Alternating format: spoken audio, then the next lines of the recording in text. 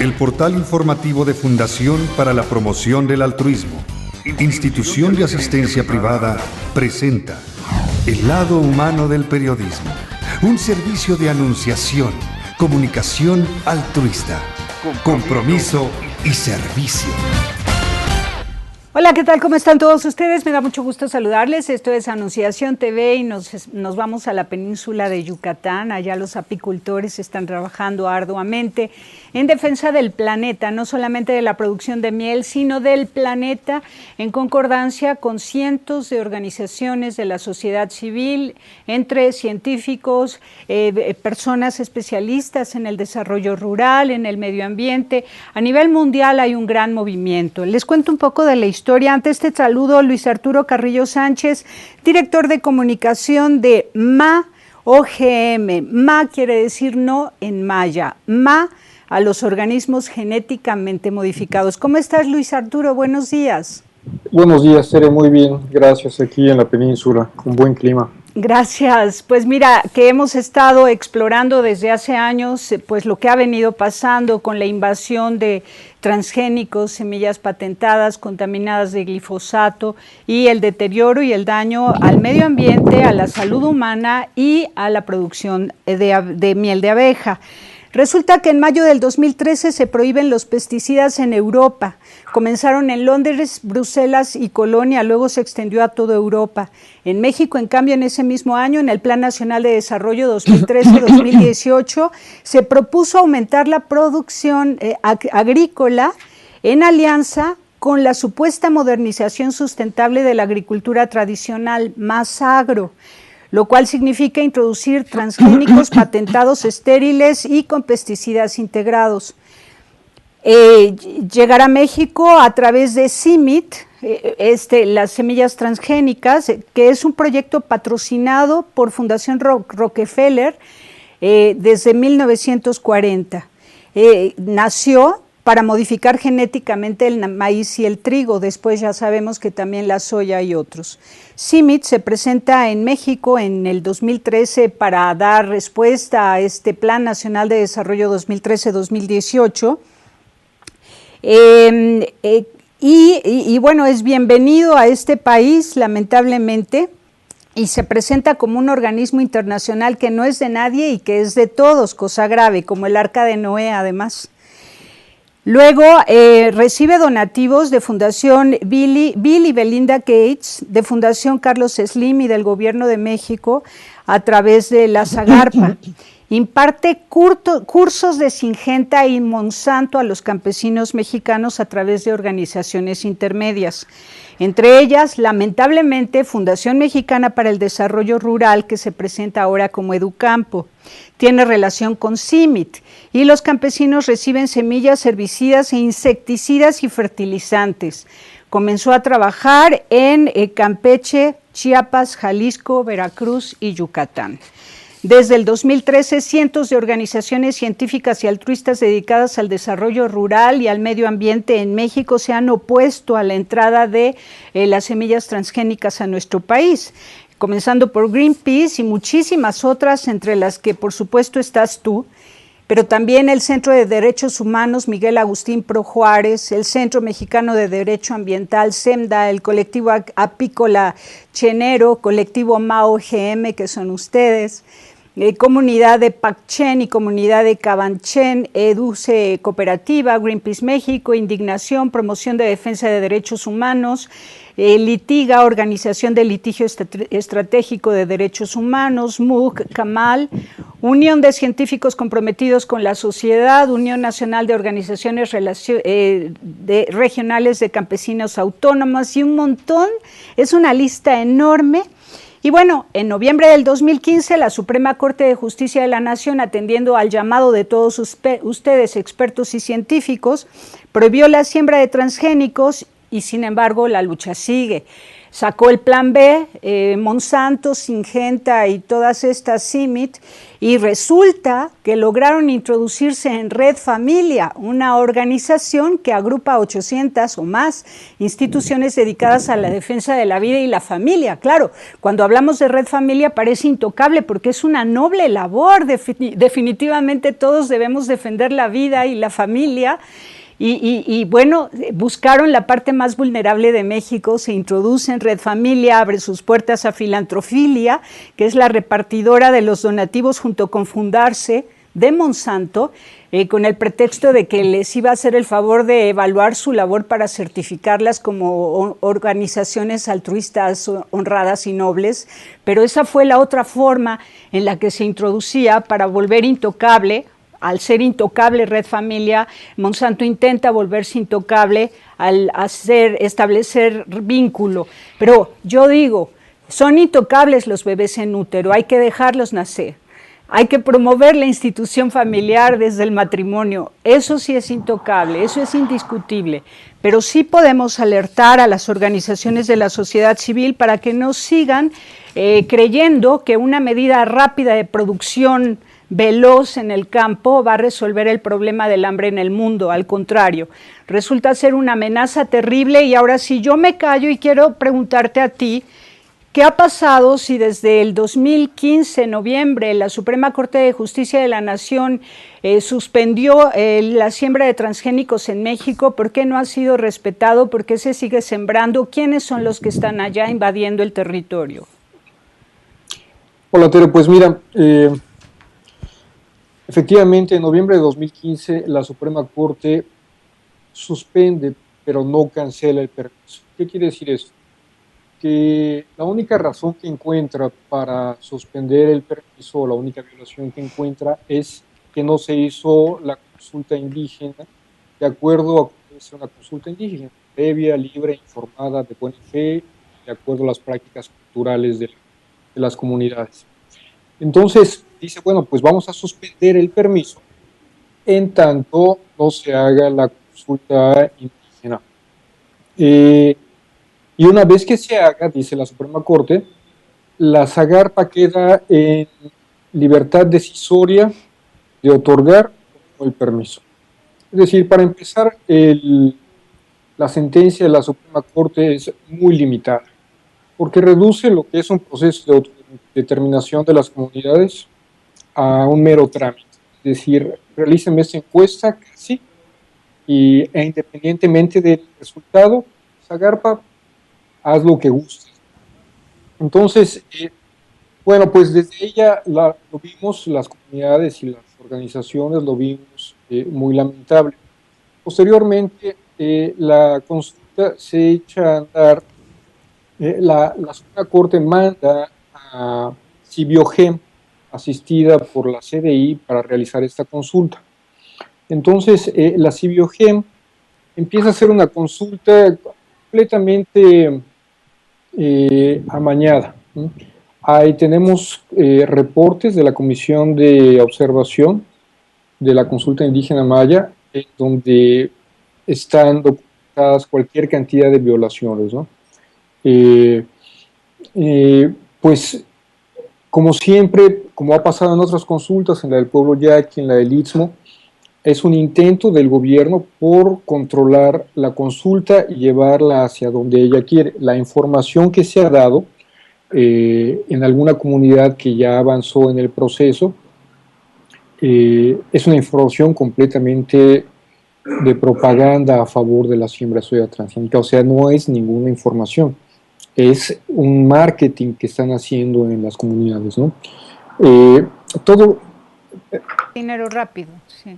Sí, entonces las comunidades han emitido estas quejas y se ha hecho saber a las autoridades correspondientes. Entre las violaciones, la más grave es la siembra ilegal de soya transgénica en una región donde está prohibido la Suprema Corte. El SENACICA, que es el Servicio Nacional de Inocuidad y Pecuaria, acaba en la reunión pasada del 25 de marzo reconocer que se sembró soya ilegal y que se comercializó, o sea, permitió la comercialización de esta soya ilegal. Entonces, pues cuando lo que se está consultando es si quieren o no las comunidades mayas de la región que se siembre soya transgénica, y al mismo tiempo se está sembrando la soya, y lo que implica eso, o sea, no solo está sembrando, sino que las autoridades están permitiendo que se siembre. No hay ninguna clase de monitoreo ni de medidas efectivas para la bioseguridad en este país. No hay forma de controlar la siembra ilegal, no hay forma ni siquiera de controlar la venta de siembra de soya ilegal, y no hay hasta la fecha ningún responsable ni ninguna demanda de responsabilidad, ningún decomiso, no hay absolutamente nada, ¿no? Entonces vivimos aquí en la península una especie de carencia de la bioseguridad, de carencia de acceso a la justicia, ¿no?, efectiva. Las comunidades no están logrando hacer posible realidad esta sentencia de prohibición. Recientemente, dos representantes de las comunidades Lady Pech, meliponicultora y don Gustavo Huchín, apicultor, fueron a la Suprema Corte, se entrevistaron con el ministro oponente, que es Medina Mora, y le plantearon el problema, y el Medina Mora les dijo que ya no era asunto de la Suprema Corte, que ellos ya no tenían nada que ver, que eso ya no tenía nada que hacer. Prácticamente lo que les dijo es la Suprema Corte: no, nos lavamos las manos, arréglense ustedes. Entonces, pues solos los comunidades mayas, teniendo enfrente a Cibiogen, que es un organismo federal completamente a favor de la siembra de los transgénicos, impulsándole, haciendo el marketing, teniendo enfrente a Zagarpa, que es la Secretaría Federal, impulsando y haciendo trampas, teniendo al Senacica, cuya responsabilidad es regular todo esto y vigilar y monitorear, y no lo está haciendo, lo está solapando, y pues simplemente llegamos ya a las últimas instancias judiciales en este país. La realidad sigue siendo que se sigue sembrando soya transgénica impunemente. Qué barbaridad. Ahora, creo que ha faltado apoyo de la población nacional, ha faltado de verdad interés y atención en el tema. Ha habido también timidez, miedo, aflicción de parte de la prensa para abordar este tema, porque los defensores de los derechos humanos, del medio ambiente y los periodistas abocados a difundir lo que ellos denuncian y hacen para protegernos a todos, al planeta entero, pues son amenazados y son muertos. Pero en este momento yo quisiera, después del corte, como si tuviéramos que comenzar la historia, advertir sobre lo que significa una semilla transgénica, estéril, con pesticidas integrados, que nos expliques por qué es malo que sean semillas patentadas, por qué es malo que sean semillas estériles, irresembrables cuando dan fruto, por qué es malo que tengan glifosato, por qué es malo que esté llegando a México. Por favor, importante que nos des la información completa desde el punto de vista científico para que la población mexicana esté al tanto y se sume a todas las voces de ustedes, científicos y expertos, para que ya el gobierno de México se arrepienta de haberle dado entrada a Monsanto desde el año 2013. Vamos a un corte y regresamos.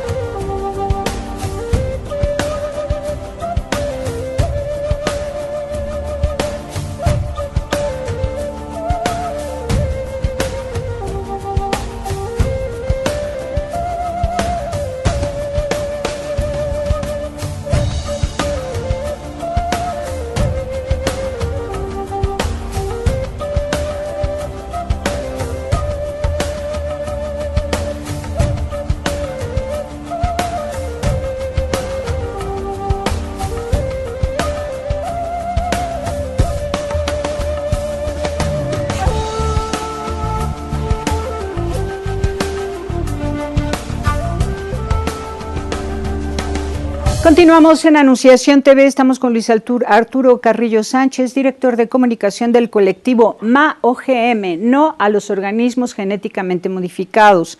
Él está en Mérida, Yucatán, conoce toda la historia de la península de Yucatán, los estados más afectados, Campeche y Yucatán, y el peligro de que estas semillas sean patentadas, que se las estén vendiendo a todos los campesinos a través de organizaciones intermedias, que estén cooptando a los campesinos para juntar cantidades ultraarchimillonarias y mantener entonces en el poder a un partido político de su preferencia, sea cual sea, de aquellos que están introduciendo esta semilla en México.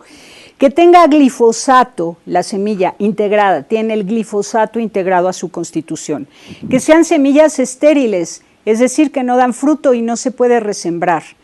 Por eso es que hacen dependiente a los campesinos, que luego si quisieran sembrar su propia semilla tradicional ya no pueden porque los bichos de la tierra se han muerto.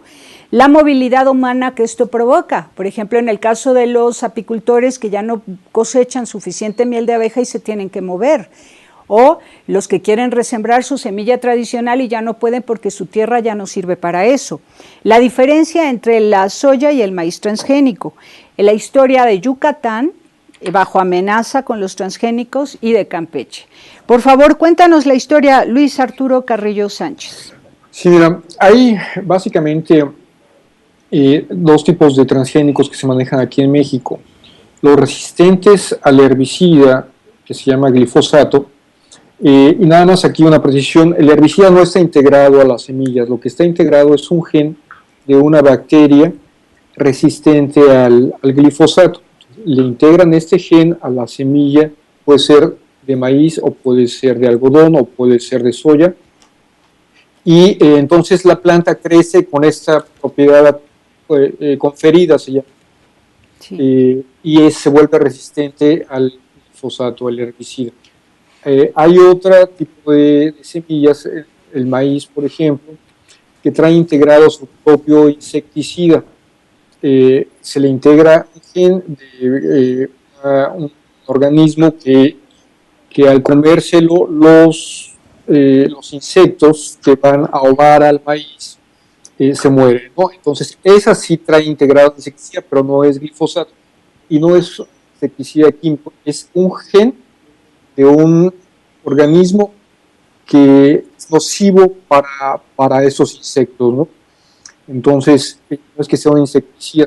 Efectivamente, las semillas importadas, tratadas con insecticida, ¿no? Muchas de ellas con neonicotinoides, sí son bañadas con este insecticida, que es un insecticida para prevenir que se coman las hormigas y se coman otros insectos, ¿no?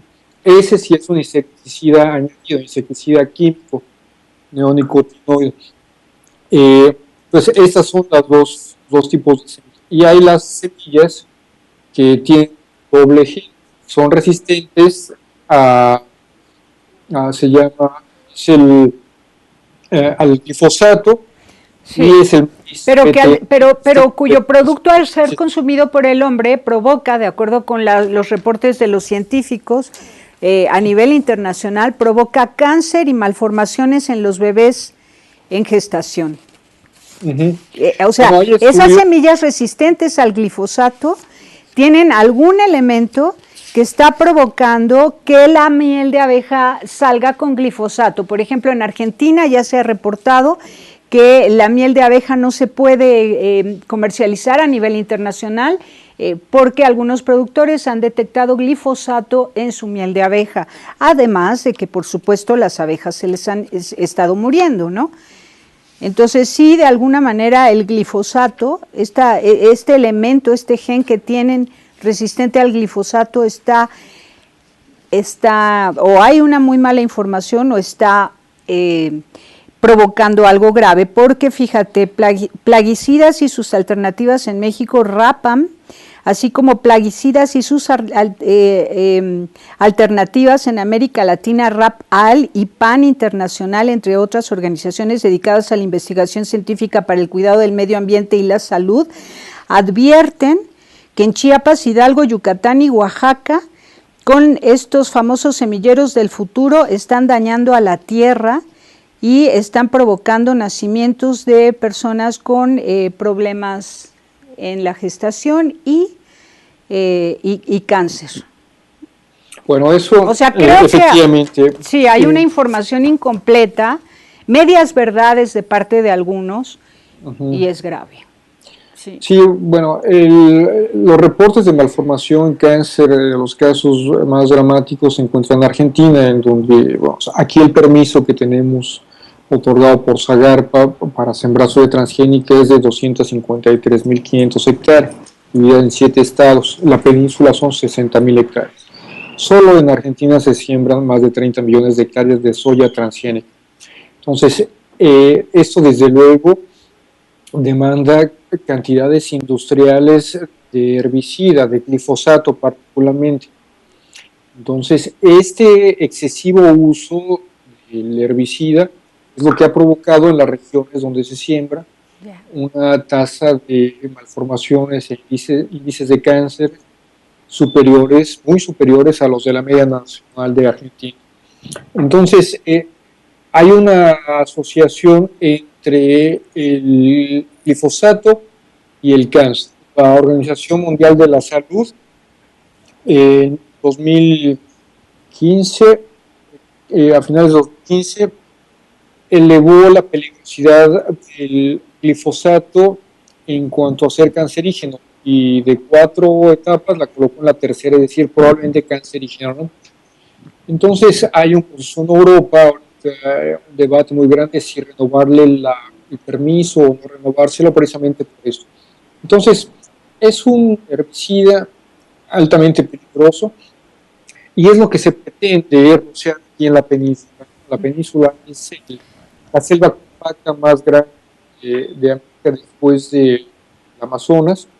Es la última selva compacta del país.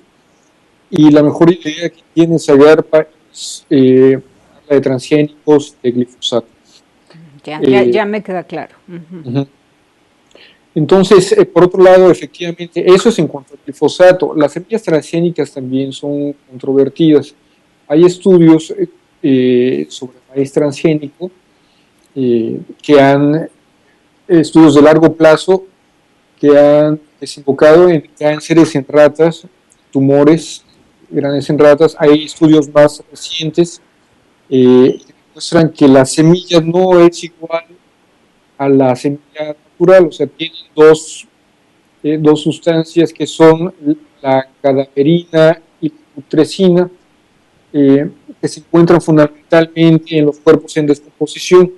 Se encontraron altos índices de esas sustancias en las semillas de maíz transgénico, mismo con el que en el experimento de Seranis se alimentó a las ratas, ¿no? Entonces, es muy probable que esto sea lo que canse. Entonces, va saliendo nuevo conocimiento de la luz, pero... Esto último no te escuché, ¿qué me dijiste?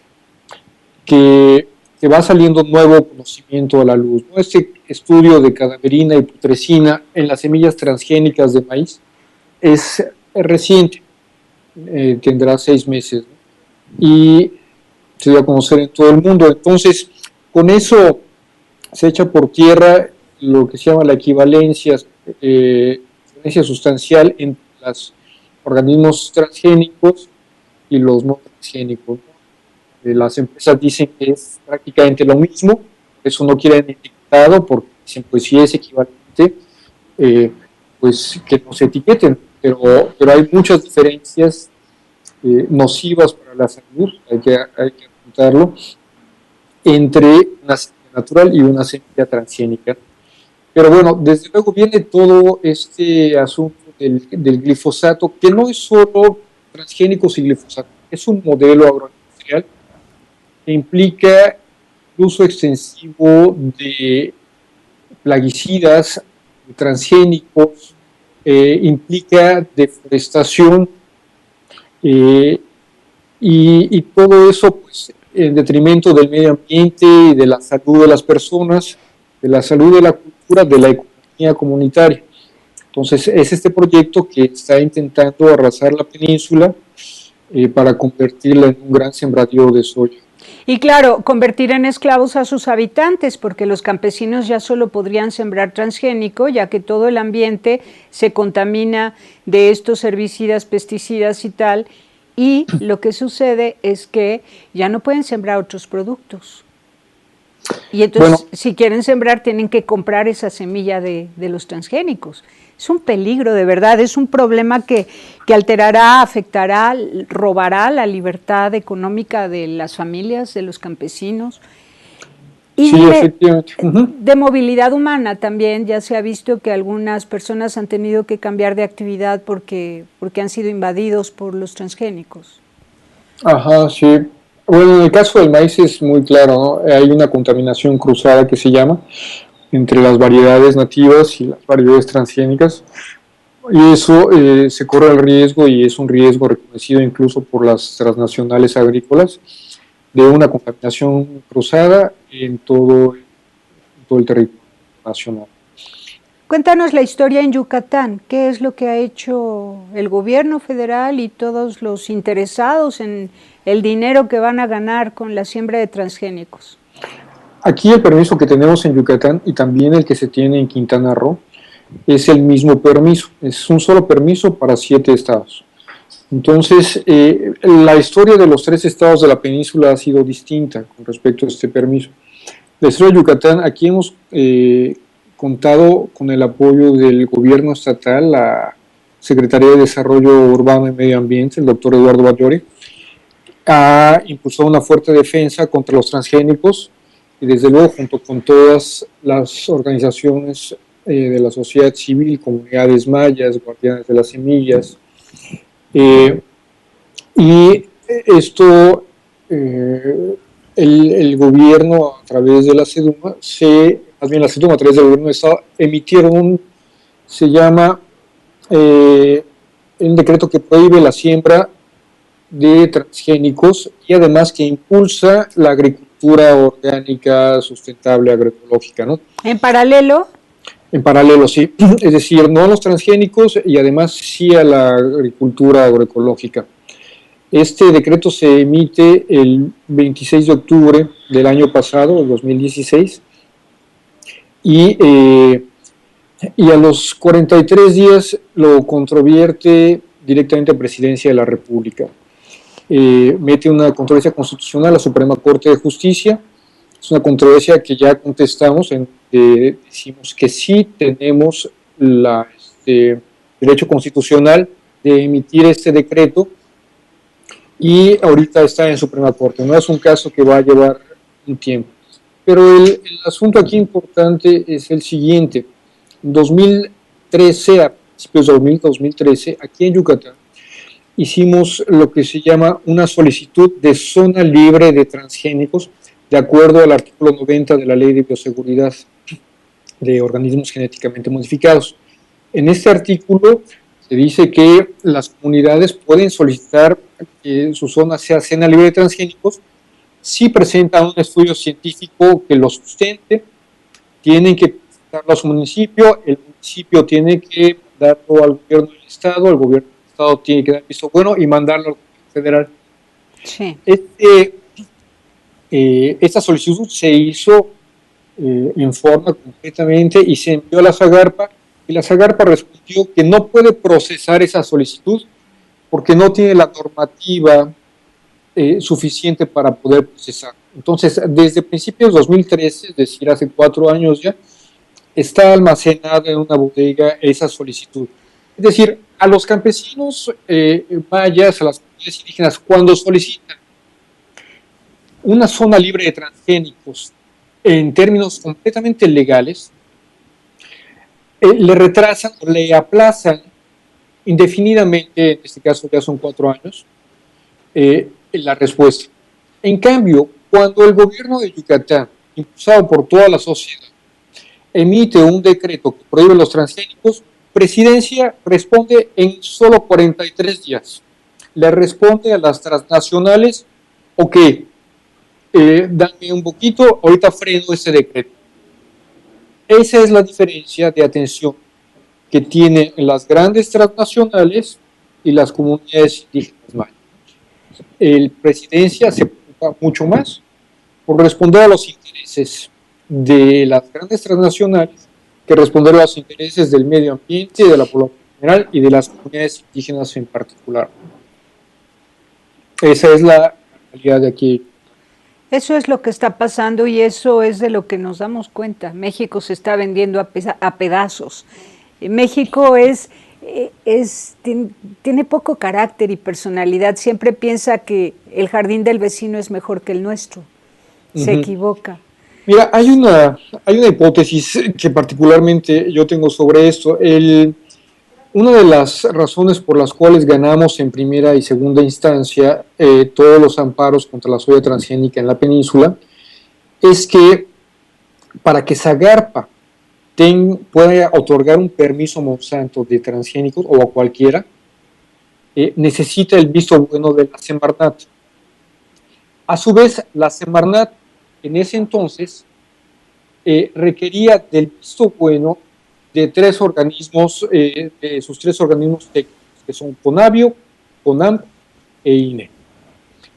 Los tres organismos en su momento emitieron opiniones desfavorables, es decir, le dijeron a la Semarnat, no, este permiso no lo puedes entregar, ¿no? Porque no hay condiciones de bioseguridad, porque no es saludable medioambientalmente, porque no es saludable culturalmente, es decir, te desautorizamos para que otorgues ese permiso. Esas opiniones que en ese tiempo, es decir, eran obligatorias para llegan a la DEGIRA, la Dirección General de Riesgo e Impacto Ambiental, y el director de la DEGIRA las guarda y, contrario a lo que decía el reglamento interno de la Semarnat, emite la luz verde a Zagarpa.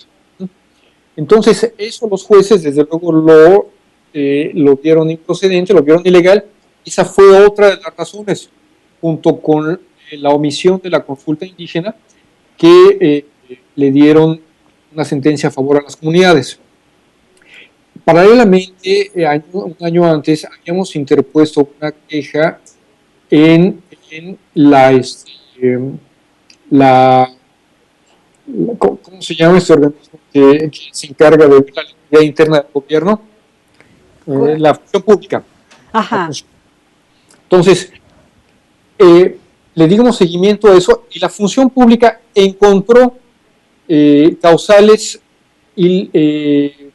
para procesar al director de la DEGIRA, que es la que entregó este permiso, a pesar de que los vinculantes no lo hubieran permitido.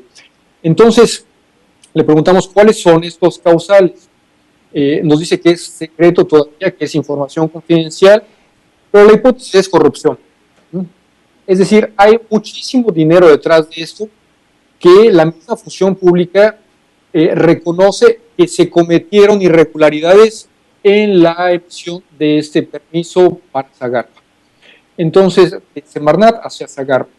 Entonces, si la misma función pública reconoce esas irregularidades, la hipótesis es corrupción, porque son empresas a las que si algo les sobra es el dinero, y vivimos en un gobierno altísimamente corruptible. Estamos en el decil 3 de confianza ciudadana, es decir, tenemos 3.8 de calificación de 10, es decir, es un gobierno altamente corrupto. Entonces, pues no es difícil atar cabos y emitir esta hipótesis, ¿no? Con un presidente completamente plegado a los intereses de las transnacionales y desde luego todo el ejecutivo, no solo presidencia, Zagarpa, Semarnat, todos plegados a las transnacionales. ¿Cómo te explicas que se siga sembrando soya transgénica a pesar de que hay una decisión de la Suprema Corte de Justicia que lo prohíbe? Es decir, la Suprema Corte de Justicia no se le ocurre algo que tenga más peso. A ver, la Suprema Corte de Justicia les ha dado el amparo, no permite dictó que no se sembrara soya transgénica y eso sigue vigente. Sigue vigente, sí, sigue vigente. Y sin embargo están sembrando soya transgénica. Sí, se está sembrando soya transgénica reconocido por el mismo organismo de la Zagarpa, que es el Senacica. Sí. Y no es porque ellos se pusieran a monitorear por su propia voluntad.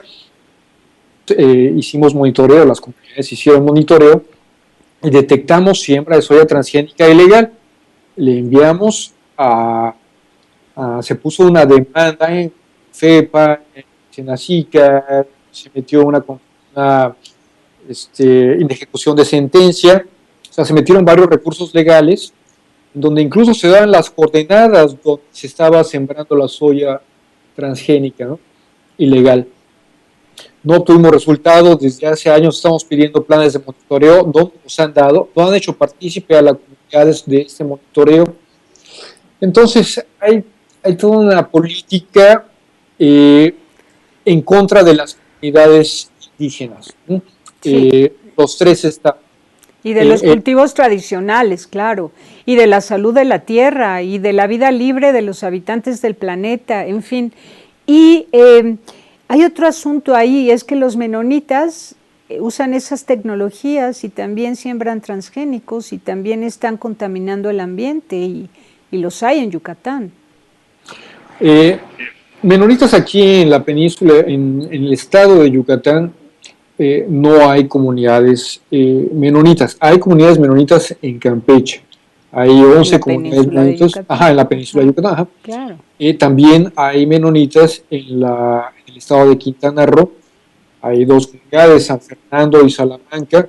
En una de ellas encontramos, el doctor del Ecosur, Rogel Villanueva, encontró transgénicos en Salamanca, sembrados por menonitas. Lo que sucede es que los menonitas practican la agricultura a gran escala, es muy industrial, y son los principales semilleras, de las semilleras y las tiendas de químicos, ¿no? Porque compran cantidades industriales. Entonces, es a ellos a quienes fueron a visitar y a quienes convencieron, Santo particularmente, para transitar hacia la soya y hacia la soya transgénica, ¿no? Entonces, siembran una gran cantidad de transgénicos. Y han deforestado también. Han tenido, sí, desde luego. Sí, claro, para poder sembrar la soya. Y bueno, ¿qué está pasando con la producción de abejas, de miel de abeja allá en la península de Yucatán? Esa miel tan rica de abejas sin aguijón incluso, de esa miel súper curativa. ¿Qué ha pasado? Bueno, las abejas nativas, particularmente esta que se llama la Melipona bechi, se le conoce aquí en la península como la Xunancap, que es la dama de la miel, eso quiere decir Xunancap, van a la baja. El uso de tanto agrotóxico pues ha ido mermando a la biodiversidad de polinizadores. Entonces ese es uno de los principales problemas. En Europa se vive una carencia de polinizadores para la cantidad de cultivos que tiene. En promedio Europa tiene un 40% de los polinizadores que necesita para sus cultivos. Y todo eso se debe al uso, pues es el uso de agroquímicos, y en general son varios factores, ¿no? Es cambio climático, es pérdida del hábitat, uso de agroquímicos, plagas de las abejas, pero un estudio reciente pone el acento en el uso de los plaguicidas. Entonces, esto de todas las variables es el que tiene mayor peso en declive de la población de polinizadores. Eso ya está ocurriendo aquí en México, ¿no? Ya hay reportes a nivel nacional de mortandad de abejas, y lo que no sucedía aquí en la península, ya no con un año, los apicultores van perdiendo apiarios enteros, ¿no? Y se habla de que pierden 40, 50, 80 apiarios a colmenas por el uso de estos agroquímicos, ¿no? Entonces ahí particularmente unos plaguicidas que se llaman los neonicotinoides, son insecticidas, y estos están ahorita prohibidos en Europa, y es muy probable que queden prohibidos para siempre, ¿no? La prohibición fue hasta que se hiciera una nueva revaluación. La revaluación ya se está haciendo y el resultado se va a entregar a fin de año, pero todo parece indicar que va a ser ya una prohibición definitiva.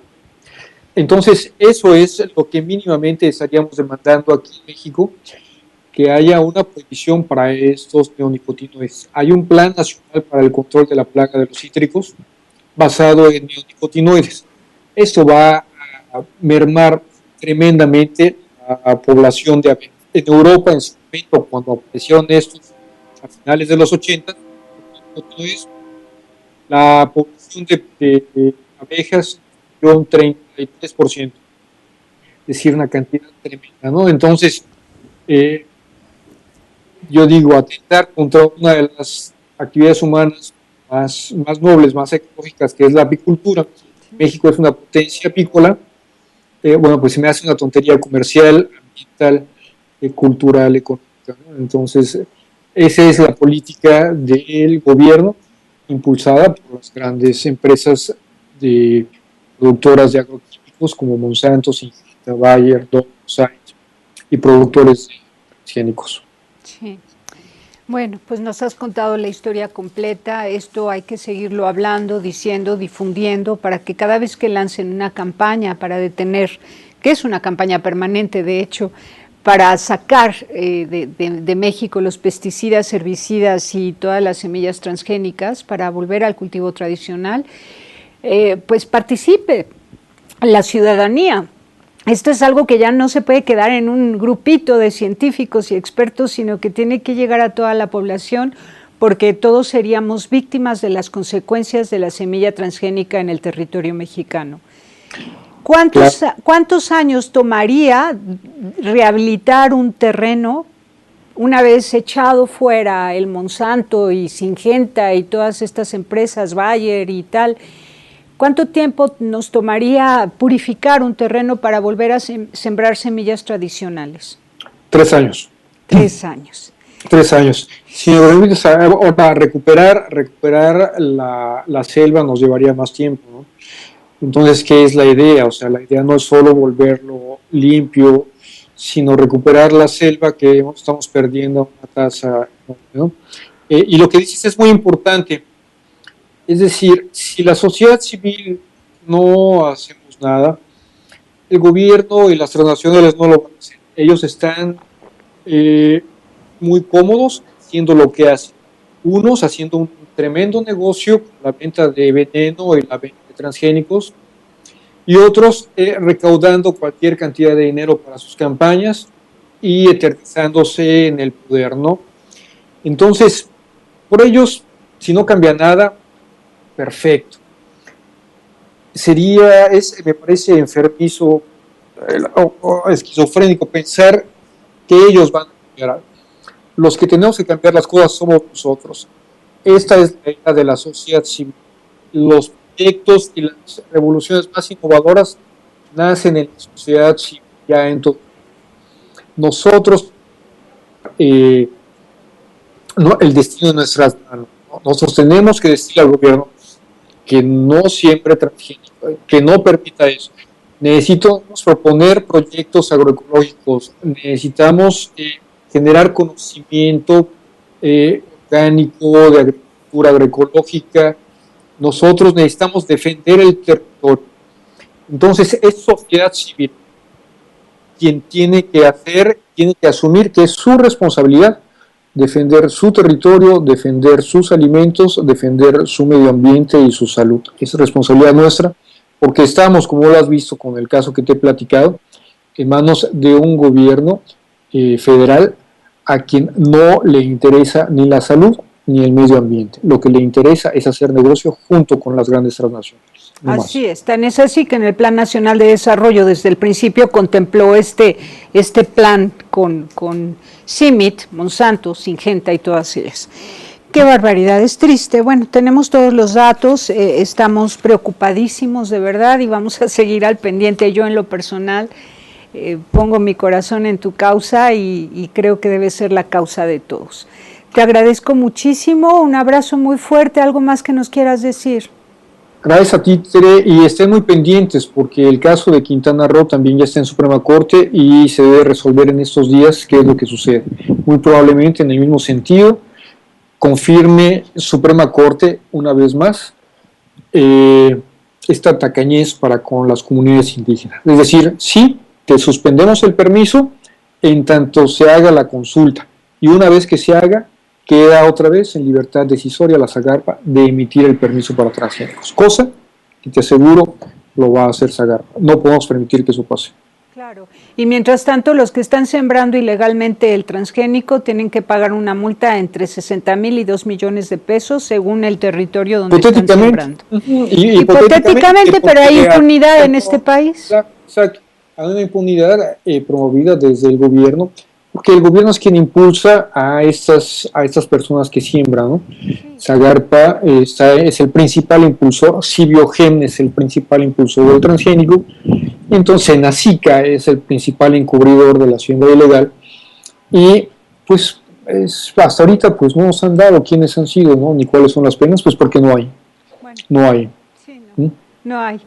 Pero hay mucho consentimiento arbitrario, y desde este lado de las organizaciones no lucrativas, sí, insisto, es lamentable que Red Familia haya caído en los encantos de Monsanto a través de filantrofilia, como una forma de allanarle el camino a esa transnacional venenosa, y que no se hayan dado cuenta, o al menos públicamente no se hayan retractado o anunciado su desvinculación de filantrofilia, y que hayamos sido amordazados y acosados, y hemos vivido una historia difícil también como periodistas, pero bueno, yo creo que la verdad por delante, y que Dios nos ampare a todos mientras estemos vivos tenemos oportunidad de decir la verdad y vivirla.